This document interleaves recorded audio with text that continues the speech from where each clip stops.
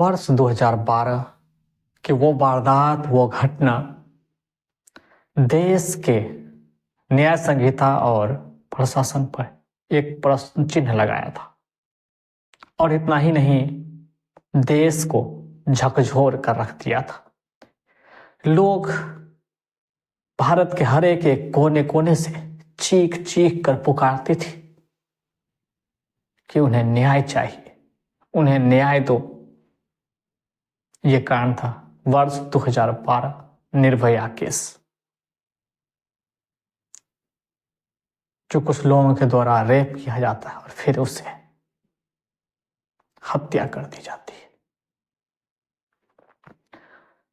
उसी तरह अगर उससे पहले जाए, वर्ष 1984 ईस्वी में रंगा और बिल्ला नाम का दो व्यक्ति ने भी कुछ इसी तरह की वारदात को अंजाम दिया था। और ये वारदात इस तरह था कि भारत के प्रधानमंत्री भी उस समय इस केस में इन्वॉल्व हो गया था और न्याय देने की सही प्रतिक्रिया को ध्यान में रखा था। और आज से कुछ समय पहले कोलकाता डॉक्टर रेप केस ने भी भारत को एक बार फिर से झकझोर दिया था। लोग सड़कों पर आकर उनके लिए भीख मांगता था कि उन्हें न्याय चाहिए। ऐसे दर्द और खौफ जब मीडिया के जरिए लोगों के पास पहुंचता था तो लोग सहम सा जाता था।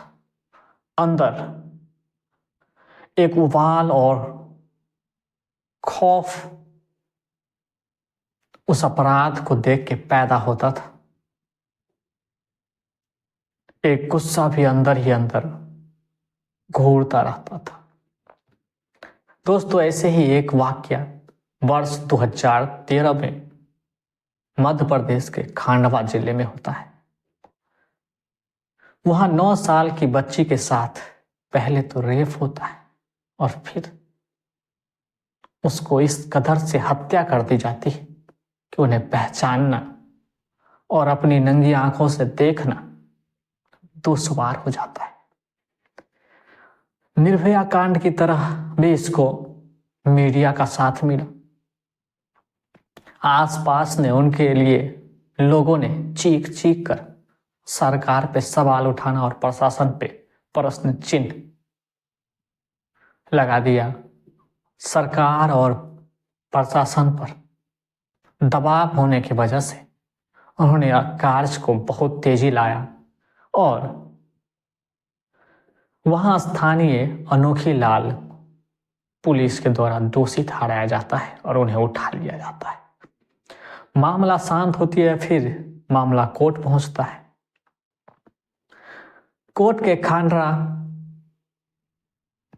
मतलब निचली अदालत में वो केस पहुंचता है और केस इतनी तेजी से होता है कि मात्र 13 दिन में ही अनोखी लाल को मौत की सजा यानी फांसी की सजा सुना दिया जाता है। खांडवा की जिला अदालत ने उन्हें मौत की सजा सुनाने के बाद वो पीड़ित परिवार मध्य प्रदेश के उच्च न्यायालय पहुंचते हैं और उच्च न्यायालय भी खांडवा जिला न्यायालय के फैसले को बरकरार रखता है। यानी जिला अदालत ने जो भी दंड दिया है उसी को सेम रखता है। तब ये पूरा परिवार सुप्रीम कोर्ट पहुंचते हैं। सुप्रीम कोर्ट पहुंचने के बाद, और दोस्तों ये इतना जल्दी नहीं होता है, सिर्फ 13 दिन में पहली बार सजा सुनाया गया और इसके बाद एक लंबा समय लगता है। करीब 3 से 4 साल के बाद वो सुप्रीम कोर्ट पहुंचता है। सुप्रीम कोर्ट इस मामले में दखल देता है और उन्हें इस मुकदमे पर पुनः विचार करने के लिए कहता है। अब तक अनोखी लाल को 2 बार मृत्यु दंड मिल चुका है। दोषी यानी अनोखी लाल तब तक घुट घुट के जी रहा होता है कि अब कुछ ही समय बाद उन्हें फांसी की सजा हो जाएगी, उन्हें एक दर्दनाक मौत दिया जाएगा। इसी आस में और इसी मन पर बोझ लेकर अपना जिंदगी जेल में काट रहा होता है। पुलिस प्रशासन, हवालात, जेल, कैदी, यही सब चल रहा होता है। जब सुप्रीम कोर्ट उन्हें पुनः जिला अदालत भेजता है उस पर पुनः विचार करने के लिए, और मध्य प्रदेश के उच्च न्यायालय उन्हें पुनः परीक्षण करने का आदेश पारित करता है, फिर कांडवा जिला अदालत पहुंचता है। फिर से मामले को देखा जाता है और 2023 में तीसरी बार अनोखी लाल को फांसी की सजा सुना। फिर से एक मन और दुविधा होती है। अनोखी लाल अपने जीवन की आशा खो चुका होता है और उन्हें ये विश्वास और मन में बैठ चुका होता है कि अब कुछ ही समय बाद उन्हें फांसी लगने वाला। दोस्तों, लेकिन फिर से कोर्ट के द्वारा आदेश पारित होता है जो हमारे देश में तारीख पर तारीख, तारीख पर तारीख मिलती है कि उन तमाम सबूतों को इकट्ठा किया जाए, गवाहों को, हर एक कड़ी को फिर से जोड़ा जाए। तो जो प्रशासन, फोरेंसिक टीम, वकील, जज, जो गवाह था इसमें और जिस बच्ची के साथ रेप हुआ था, गवाह को अगर फिर से लाया जाता है तो उनके द्वारा पता चलता है कि अनोखी लाल को 36 घंटे पहले उस बच्ची के साथ देखा गया था। और जो फोरेंसिक टीम के द्वारा जो सबूत इकट्ठे किए गए थे या डीएनए टेस्ट करवाया गया था, वो अनोखी लाल के साथ बिल्कुल ही मैच नहीं करता था। 2013 में अनोखी लाल सिर्फ 21 साल का था। वो बेरोजगार था, कोई काम नहीं था, आवारा की तरह इधर से उधर घूमता था।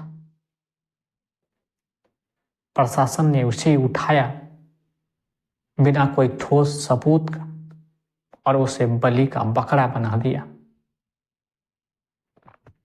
न्याय पीड़ित परिवार को भी मिलना बेहद जरूरी है और जिन्हें दोषी बनाया गया, क्या सचमुच में दोषी है, उन्हें भी न्याय मिलना चाहिए। लेकिन दोस्तों, कुछ ही दिन बाद जब ये कड़ी जुड़ती है, कोई भी सबूत उनसे मैच नहीं करता है, तो 11 साल बाद अनोखी लाल को उसी जिला अदालत के द्वारा, जिन्होंने उन्हें 3 बार, कहे तो जिला अदालत 2 बार सुना चुका था, वहीं मध्य प्रदेश के उच्च न्यायालय 1 बार, तो कहे तो उसी अनोखी लाल को जो 3 बार फांसी की सजा सुना चुके थे जिला अदालत ने, और उसी जज के द्वारा उन्हें बरी कर दिया जाता है, सभी प्रकार के दोष से मुक्त कर दिया जाता है और वो आजाद हो जाता है। यहाँ सवाल तो बहुत सारे खड़े होते हैं कि 9 साल की बच्ची जिनके साथ रेप होता है, बलात्कार होती है, फिर हत्या हो जाता है, फिर उनका गुनाहगार कौन है, किस इस घटना को अंजाम दिया था। दूसरा पक्ष ये भी है कि अनोखी लाल अगर निर्दोष था तो 11 साल उसे जेल में क्यों रखा गया। अगर 11 साल जेल में रखा गया तो उसकी भरपाई कौन करेगा।